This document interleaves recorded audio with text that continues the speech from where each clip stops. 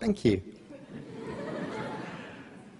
I never really expected to find myself giving advice to people graduating from an establishment of higher education. I never graduated from any such establishment. I never even started at one. I escaped from school as soon as I could, when the prospect of 4 more years of enforced learning before I could become the writer I wanted to be seemed stifling. I got out into the world, I wrote, and I became a better writer the more I wrote, and I wrote some more, and nobody ever seemed to mind that I was making it all up as I went along. They just read what I wrote, and they paid me for it, or they didn't. And often they commissioned me to write something else for them, which has left me with a healthy respect and fondness for higher education that those of my friends and family who attended universities were cured of long ago. Looking back, I've had a remarkable ride. I'm not sure I can call it a career, because a career implies that I had some kind of career plan, and I never did. The nearest thing I had was a list I made when I was about 15 of everything I wanted to do. I wanted to write an adult novel, a children's book, a comic, a movie, record an audio book, write an episode of Doctor Who, and so on. I didn't have a career, I just did the next thing on the list. So I thought I'd tell you everything I wish I'd known starting out, and a few things that looking back on it, I suppose I did know, and that I'd also give you the best piece of advice I'd ever got, which I completely failed to follow. First of all, when you start out on a career in the arts, you have no idea what you're doing. This is great.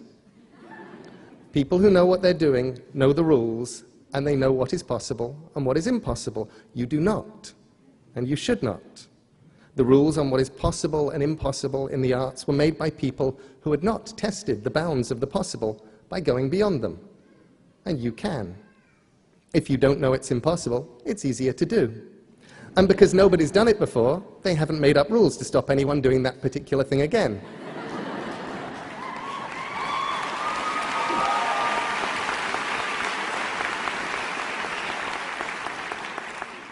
Secondly, if you have an idea of what you want to make, what you were put here to do, then just go and do that.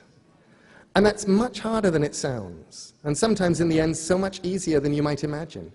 Because normally there are things you have to do before you can get to the place you want to be. I wanted to write comics and novels and stories and films, so I became a journalist, because journalists are allowed to ask questions and to simply go and find out how the world works. And besides, to do those things, I needed to write, and to write well.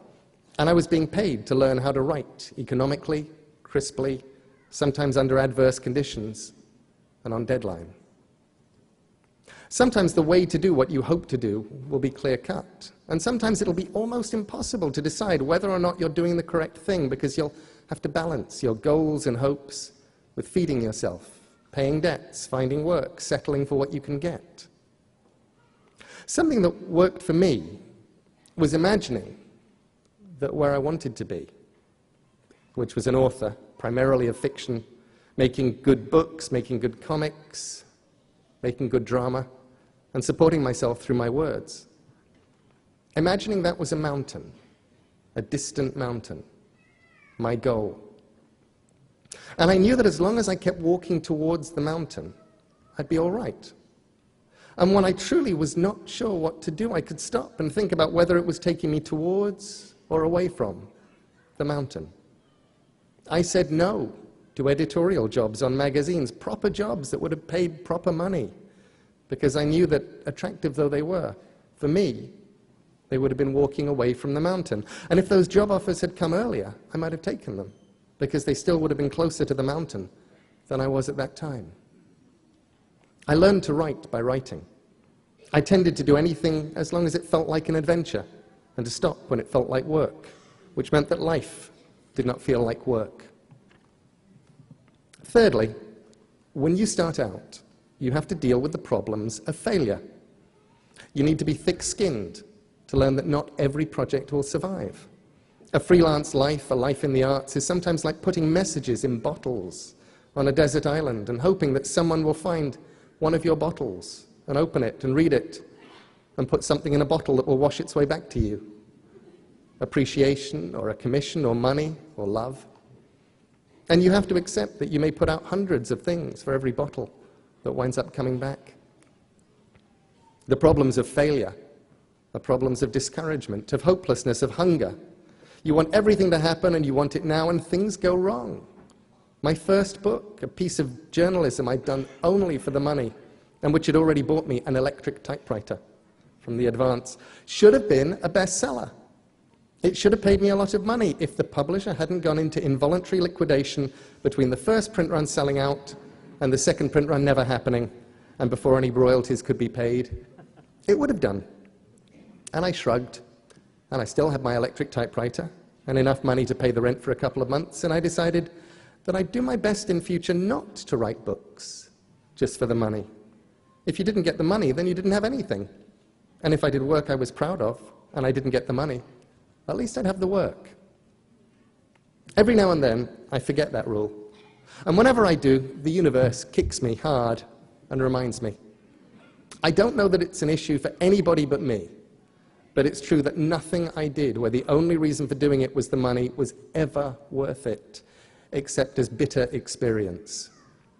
Usually I didn't wind up getting the money either.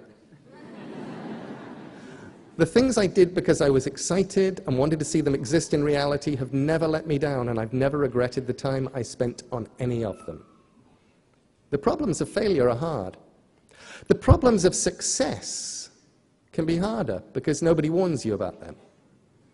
The first problem of any kind of even limited success is the unshakable conviction that you're getting away with something, and that any moment now they will discover you.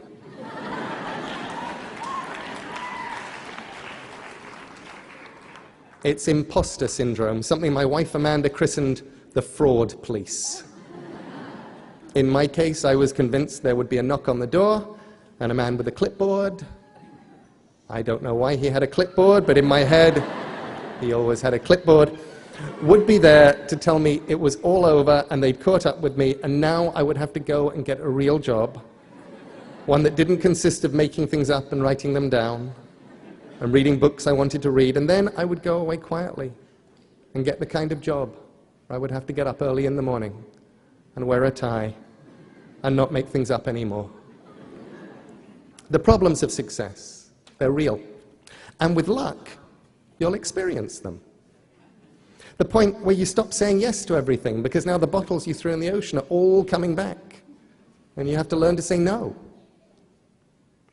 I watched my peers and my friends and the ones who were older than me, and I'd watch how miserable some of them were. I'd listen to them telling me they couldn't envisage a world where they did what they've always wanted to do anymore, because now they had to earn a certain amount every month just to keep where they were. They couldn't go and do the things that mattered and that they'd really wanted to do, and that seemed as big a tragedy as any problem of failure. And after that, the biggest problem of success is that the world conspires to stop you doing the thing that you do because you're successful. There was a day when I looked up and realized that I had become someone who professionally replied to email and who wrote as a hobby. I started answering fewer emails and was relieved to find I was writing much more. Fourthly, I hope you'll make mistakes. If you make mistakes, it means you're out there doing something.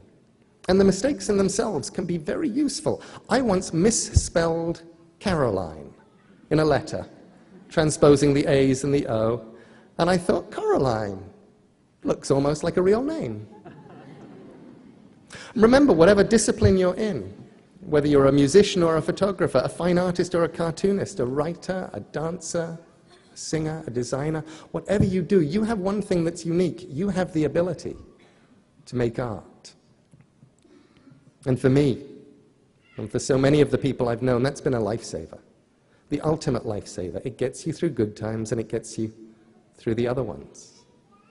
Sometimes life is hard. Things go wrong. In life, and in love, and in business, and in friendship, and in health, and in all the other ways that life can go wrong. And when things get tough, this is what you should do. Make good art. I'm serious.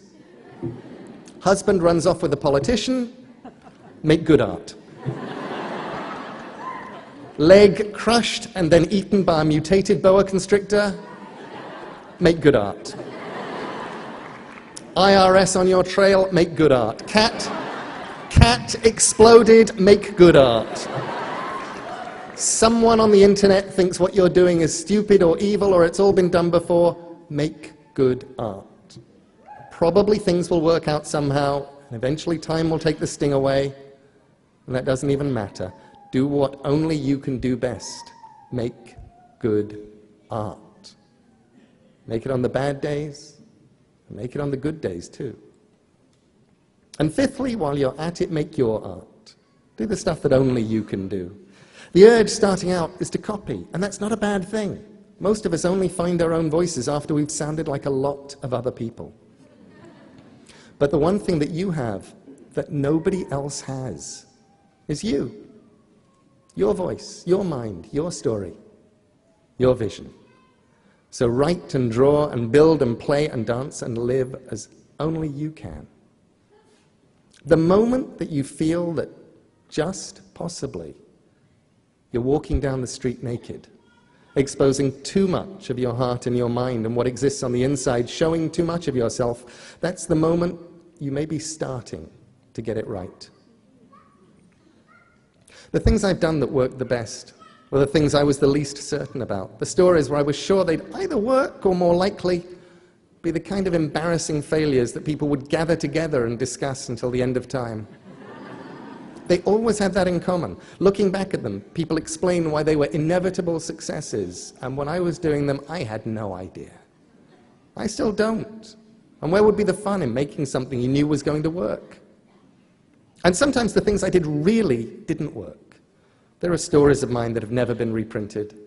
Some of them never even left the house. But I learned as much from them as I did from the things that worked. Okay, sixthly, I'm going to pass on some secret freelancer knowledge. Secret knowledge is always good, and it's useful for anyone who ever plans to create art for other people, to enter a freelance world of any kind. I learned it in comics, but it applies to other fields too, and it's this. People get hired because somehow they get hired. In my case, I did something which these days would be easy to check and would get me into a lot of trouble, and when I started out in those pre-internet days seemed like a sensible career strategy. When I was asked by editors who I'd written for, I lied. I listed a handful of magazines that sounded likely, and I sounded confident, and I got jobs.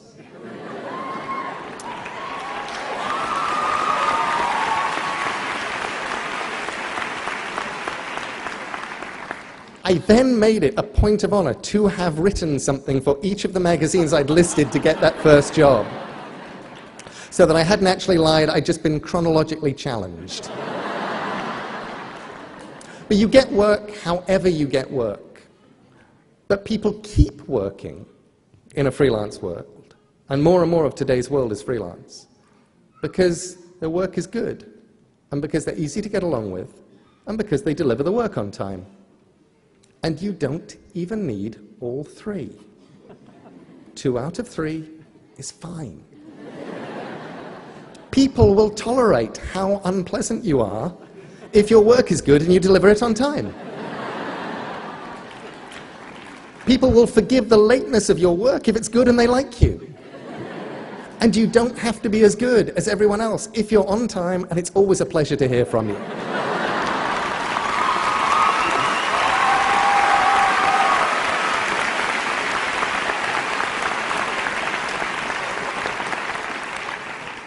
So when I agreed to give this address, I thought, what is the best piece of advice I was ever given? And I realized that it was actually a piece of advice that I had failed to follow. And it came from Stephen King. It was 20 years ago at the height of the success, the initial success of Sandman, the comic I was writing. Thank you. I was writing a comic people loved, and they were taking it seriously. And Stephen King liked Sandman, and my novel with Terry Pratchett, Good Omens, and he saw the madness that was going on, the long signing lines, all of that stuff, and his advice to me was this. He said, this is really great. You should enjoy it. And I didn't. Best advice I ever got that I ignored. Instead, I worried about it. I worried about the next deadline, the next idea, the next story. There wasn't a moment for the next 14 or 15 years that I wasn't writing something in my head or wondering about it. And I didn't stop and look around and go, this is really fun. I wish I'd enjoyed it more.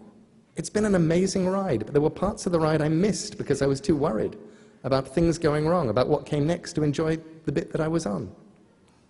That was the hardest lesson for me, I think, to let go and enjoy the ride, because the ride takes you to some remarkable and unexpected places. And here on this platform, today for me, is one of those places. And I am enjoying myself immensely.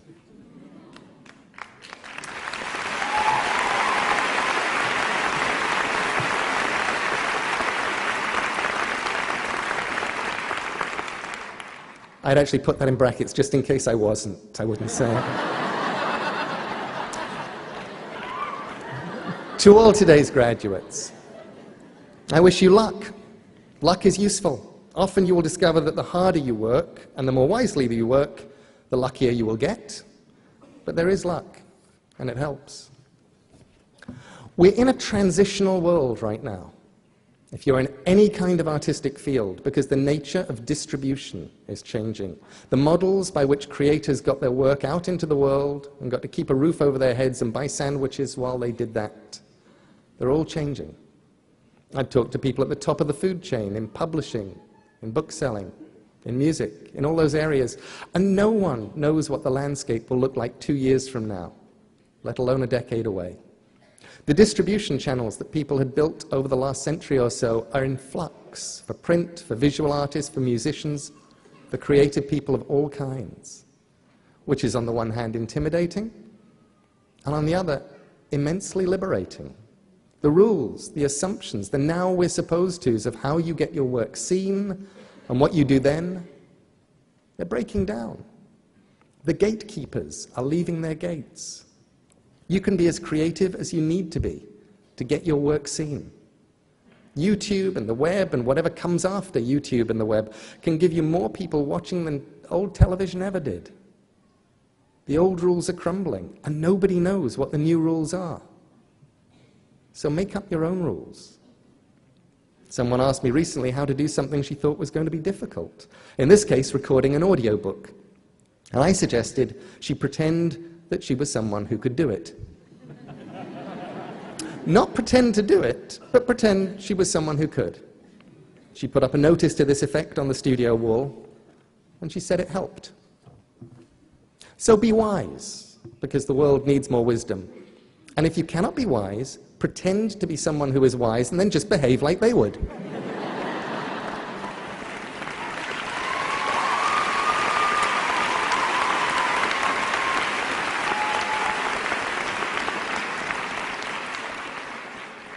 And now go and make interesting mistakes, make amazing mistakes, make glorious and fantastic mistakes, break rules, leave the world more interesting for your being here. Make good art. Thank you.